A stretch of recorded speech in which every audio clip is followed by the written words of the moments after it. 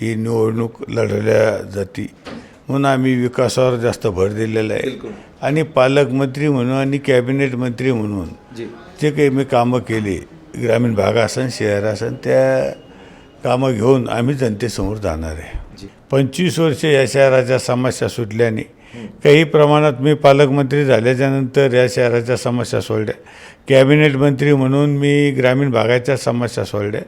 आता मला खासदार म्हणून जर संधी दिली तर ह्या शहराचा जे काही प्रश्न आहे अनेक प्रश्न आहे, महत्त्वाचा प्रश्न ह्या शहराचा पाण्याचा आहे, मग ग्रामीण भागाचे प्रश्न आहे, अनेक असे प्रश्न अनेक आहे, पण महत्त्वाचा प्रश्न या शहराचा पाण्याचा आहे, ग्रामीण भागाच्या अनेक मूलभूत सुविधा आहे, कंपन्याचा आहे, असे अनेक महिलांचा आहे, अनेक प्रश्न सोडवण्याचा मी प्रयत्न करेल। महायुतीचा उमेदवार म्हणून मी पुन्हा सांगतो की या शहराचा रखडलेला विकास, या जिल्ह्याचा रखडलेला विकास 25 वर्ष जो विकास होऊ शकला नाही, मला 5 वर्ष विकास करायची संधी द्या।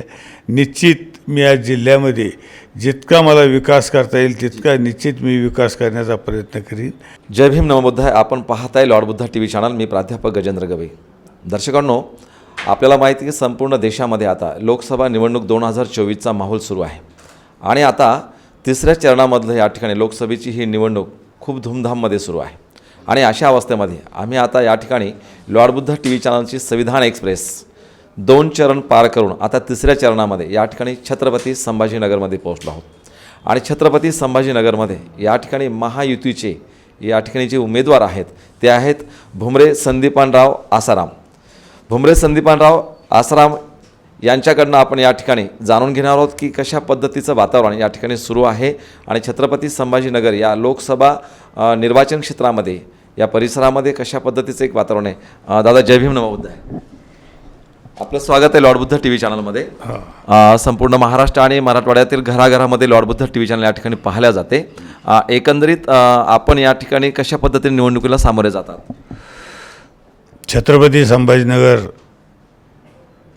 लोकसभेची निवडणूक आणि ह्या निवडणुकीच्या प्रचारासाठी अनेक कार्यकर्ते कामाला लागलेले, सर्व नेते मंडळी कामाला लागलेली आणि मला सांगायचं आहे की आता दिवस थोडे राहिलेले आणि प्रचाराची गती वाढलेली आणि याच्यामध्ये मला असं वाटतं की चांगला प्रतिसाद मिळतो आहे, चांगलं वातावरण आहे आणि ही जी निवडणूक आहे ही विकासावर ही निवडणूक लढवल्या जाते म्हणून आम्ही विकासावर जास्त भर दिलेला आहे आणि पालकमंत्री म्हणून आणि कॅबिनेट मंत्री म्हणून जे काही मी कामं केली ग्रामीण भाग असन शहर असन त्या कामं घेऊन आम्ही जनतेसमोर जाणार आहे। मागच्या टर्ममध्ये आपण पाहतो की ते जे संबंधित खासदार होते त्यांच्यामध्ये असं वाटतं की त्यांच्या कामामध्ये काही बॅकलॉग राहिलेला आहे आणि तो कुठला आहे, काय तुम्हाला करायची इच्छा आहे?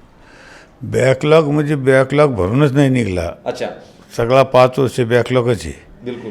त्याच्यामुळं मी सांगितलं या शहराच्या अनेक समस्या आहे।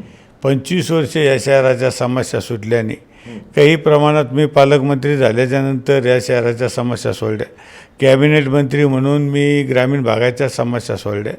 आता मला खासदार म्हणून जर संधी दिली तर ह्या शहराचा जे काही प्रश्न आहे अनेक प्रश्न आहे, महत्त्वाचा प्रश्न ह्या शहराचा पाण्याचा आहे, मग ग्रामीण भागाचे प्रश्न आहे, अनेक असे प्रश्न अनेक आहे, पण महत्त्वाचा प्रश्न या शहराचा पाण्याचा आहे, ग्रामीण भागाच्या अनेक मूलभूत सुविधा आहे, कंपन्याचा आहे, असे अनेक महिलांचा आहे, अनेक प्रश्न सोडवण्याचा मी प्रयत्न करेल। रोजगाराच्या संदर्भात आपण पाहतो यामध्ये युवकांच्या संदर्भात रोजगार आपल्याला इथे खरं तर MIDC संपूर्ण इलाका आहे, छत्रपती संभाजीनगर शेंद्रा असेल वाळूज असेल आणि अशा अवस्थेमध्ये अजून काय एक धोरण तुमच्या डोक्यामध्ये आहे की आपण इथल्या तरुणांना इथल्या युवकांना, कारण छत्रपती संभाजीनगरकडे अनेकांचा ओढा खूप मोठा असतो इकडे कामाच्या दृष्टिकोनातून, काय वाटते तुम्हाला बेरोजगारीबाबत? छत्रपती संभाजीनगरमध्ये DMIC आहे, MIDC आहे आणि बेरोजगारासाठी मोठमोठ्या कंपन्या आल्या पाहिजे, त्यांच्या हाताला काम मिळालं पाहिजे। याच्यासाठी निश्चितच आपल्या महाराष्ट्राचे उद्योगमंत्री उदयजी सामंत साहेब यांचा प्रयत्न चालू आहे, मुख्यमंत्र्याचा प्रयत्न चालू आहे, देवेंद्र फडणवीस असतील, अजितदादा असं सगळ्याचा प्रयत्न आहे की DMICमध्ये कंपन्या आल्या पाहिजे, तशा पद्धतीने ते येणार आहे आणि बेरोजगाराचा प्रश्न सुटेल। दादा आम्ही थोडंसं चॅनलच्या दृष्टिकोनातून पाहतो आपल्या संपूर्ण निर्वाचन क्षेत्रामध्ये या ठिकाणी छत्रपती संभाजीनगरच्या एक असं निदर्शनामध्ये खरं तर आता आपण 4 लोक या ठिकाणी मुख्य जाणवत आहेत, जसं आपण आहात आणि इतर 3 पक्षाचे लोक आहात, तर आपली थेट लढत कोणासोबत वाटते? थेट लढत इम्तियाजसोबत. अच्छा.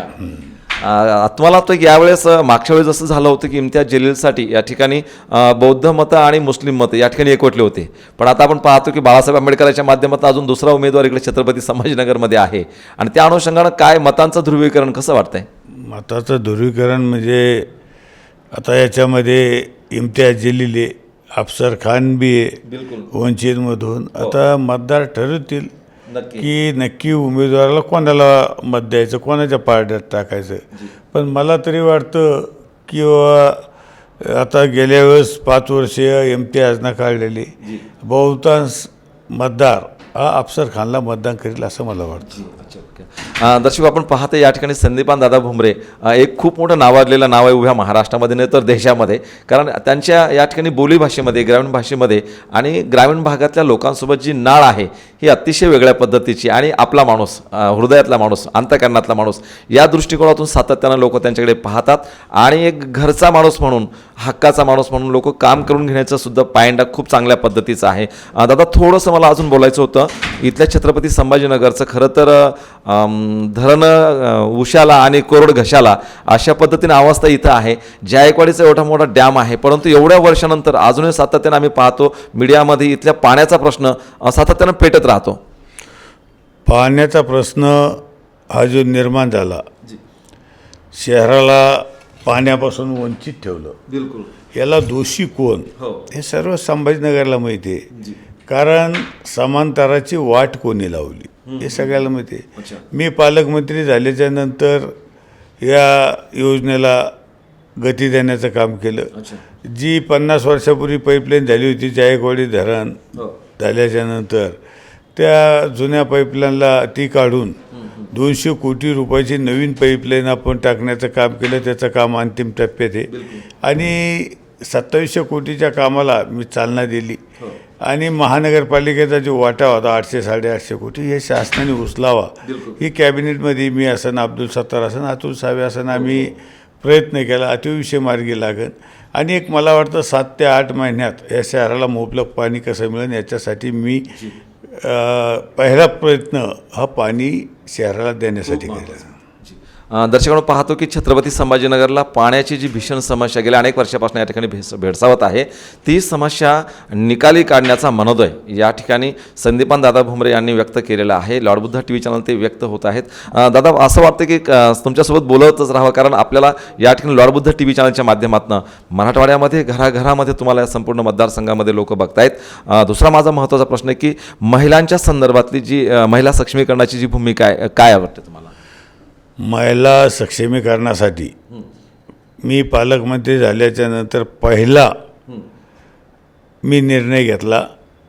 टूर ऑपरेटर G20 हे माझ्या काळातच आलेले आणि G20च्या माध्यमातून महिला सक्षमीकरणासाठी 3 दिवस मी हे त्यांचं हे ठेवलं काय हां आणि 3 दिवस त्यांना महिलांसाठी मी म्हणजे त्याच्यासाठी 3 दिवस महिला सक्षमीकरण व्हाव्या याच्यासाठी आम्ही 3 दिवस त्यांचे कार्यक्रम ठेवले आणि मला वाटतं पहिल्यांदा मी हे काम करतोय काय.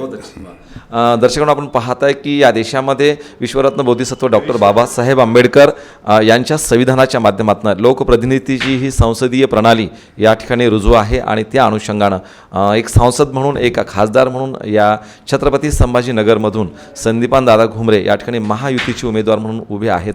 दादा या देशातील म्हणजे तुमच्या मतदारसंघातील या ठिकाणी जे वंचित, शोषित, पीडित घटक आहे जसं काही बौद्ध समाज आहे त्यांच्या बुद्धविहाराच्या संदर्भात किंवा त्यांच्या आस्थेच्या संदर्भात आपल्याला काय वाटते? बुद्धविहाराच्या संदर्भात मी अनेक वेळा मदत करत आलो आणि पुढं सुद्धा मदत करीत राहील. मी पालकमंत्री झाल्याच्या नंतर डॉक्टर बाबासाहेब आंबेडकरांच्या स्मारकासाठी अनेक वर्षाची मागणी होती पण ती पूर्ण झाली नाही. एकनाथ शिंदे साहेबाच्या माध्यमातून प्रदीप जायस्वाल मी त्याच्या विधानसभेत येतं 5 कोटी रुपये मी त्याला निधी दिला. आणि विशेष म्हणजे अण्णाभाऊ साठे यांच्या स्मारकासाठी मला समाज बांधवांनी मागणी केली 2 कोटी निधी द्या. ते 2 कोटीसुद्धा मी निधी मंजूर केला.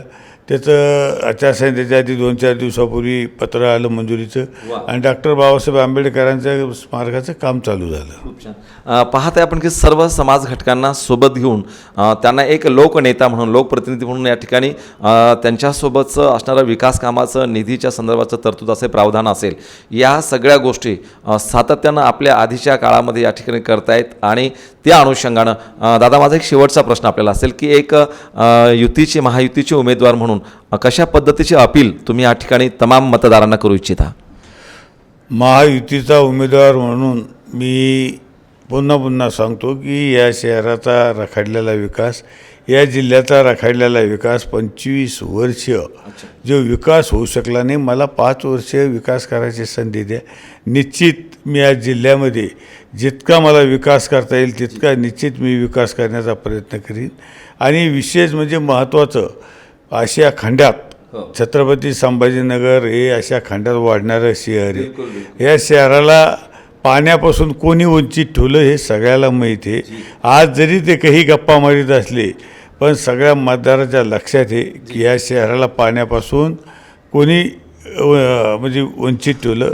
त्याच्यामुळं मला संधी द्या, मी या शहराला मी दिलेला शब्द पाळण्याचा प्रयत्न 100% करेन. दर्शकांनो, जल है तो कल आहे. खरं तर पाणी म्हणजे जीवन आहे आणि कुठल्याही शहराचा विकास पाण्याच्या उपलब्धतेनुसार त्या ठिकाणी होतो. तरीसुद्धा या सगळ्या गोष्टीवर मात करून हे छत्रपती संभाजीनगर आणि हा संपूर्ण मतदारसंघ त्या पद्धतीनं सातत्यानं प्रयत्न करण्याचा प्रयत्न करतो. कारण जायकवाडीचा प्रकल्प सोबत आहे, शेतकऱ्याचा सिंचनाचा प्रश्न असेल, परंतु MIDC आणि इथल्या स्थानिक या छत्रपती संभाजीनगर शहरातला हा पाण्याचा प्रश्न चांगल्या पद्धतीनं निकाली काढण्याचा कायमस्वरूपी या ठिकाणी दादांनी आपल्याला या इंटरव्ह्यूच्या माध्यमातून मुलाखतीच्या माध्यमातून अभिवचन दिलेलं आहे. दादा, तुम्ही लॉर्ड बुद्धा TV चॅनलसोबत जोडलात आणि चांगल्या पद्धतीचे या ठिकाणी आमच्यासोबत व्यक्त झालात, त्याबद्दल लॉर्ड बुद्धा TV चॅनलच्या वतीनं आपलं मनस्वी आभार आहे. धन्यवाद, थँक्यू. दर्शकांनो, पाहत राहा. मी प्राध्यापक गजेंद्र गवई, लॉर्ड बुद्धा TV चॅनलसाठी कॅमेरामन या ठिकाणी रुपेश गावंडे. धन्यवाद. जय भीम, नमो बुद्धाय. आप देख रहे हैं